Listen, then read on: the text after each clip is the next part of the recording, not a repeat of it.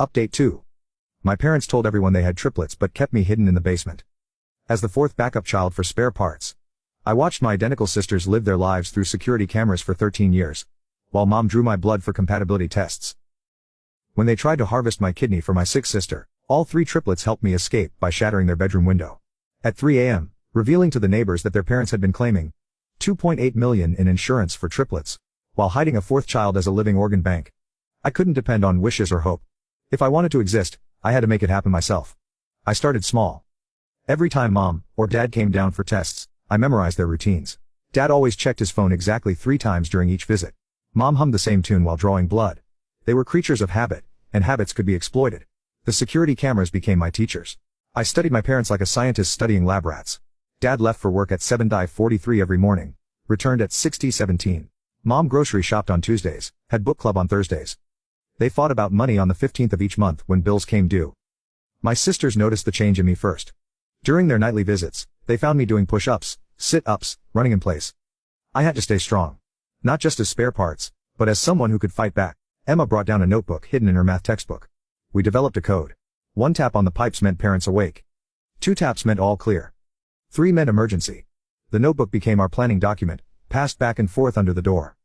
I drew diagrams of the house from memory and camera angles, marked exit points, hiding spots, blind zones where the cameras couldn't see.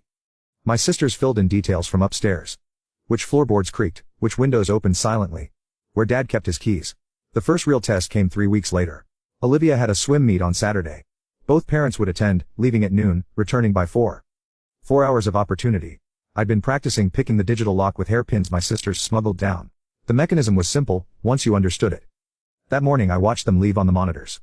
Counted to 300 to make sure they hadn't forgotten anything. Then I went to work on the lock. My hands shook, but muscle memory took over. Click, click. The red light turned green. The door opened for the first time in 5 years without an adult present. The basement stairs looked impossibly tall. I climbed them slowly, legs trembling from more than exertion. At the top, another door. This one unlocked. I pushed it open and stepped into a kitchen I'd only seen through screens. Everything was wrong. The proportions, the colors, the smells. Real life didn't match the grainy footage I'd lived through. I touched the counter, the refrigerator, a chair, solid, real. Proof I wasn't dreaming. I wanted to explore everything, but time was limited. I found Dad's study, searched his insurance papers, medical records, bank statements. I photographed everything with an old digital camera Emma had snuck down months ago. Evidence. Proof I existed. In Mom's closet, I found a box labeled, Baby Memories. 3 hospital bracelets, 3 birth certificates, 3 sets of footprints. Nothing for a 4th child. But underneath, wrapped in tissue paper, a 4th hospital bracelet, baby girl D, same date, same time, plus 3 minutes. I existed. I had proof. The garage door rumbled. They were home early. Panic flooded my system. I ran, taking the stairs 3 at a time, slamming the basement door behind me. The digital lock clicked shut just as I heard Mom's voice in the kitchen. My heart hammered as I watched them on the monitors. They moved through their routine, oblivious.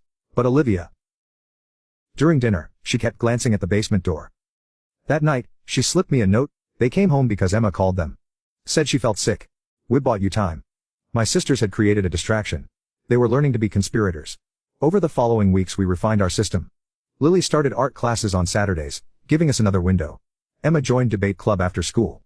Olivia took up volunteering at the hospital. Each activity meant time away from home, opportunities for me to practice existing. I learned to reset the lock from inside to move through the house without leaving traces. I memorized where every object belonged, how every cushion sat. I became a ghost who could walk through walls without disturbing dust. But Mom was getting suspicious.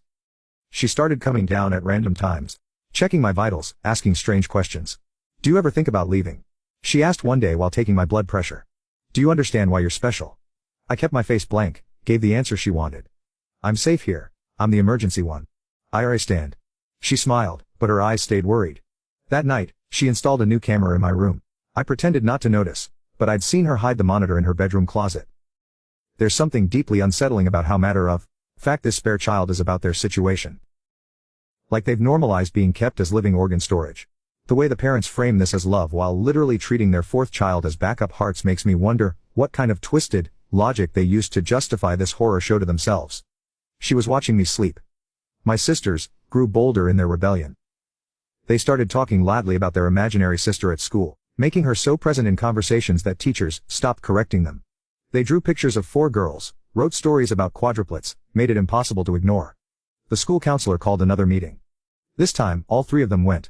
They sat in those plastic chairs and told the same story. A sister in the basement, parents who lied, a girl who existed only as spare parts.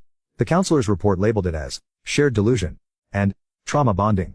Recommended family therapy. My parents declined, said they'd handle it at home. The handling came in the form of separation. Lily moved to the guest room. Emma and Olivia were forbidden from spending time together unsupervised.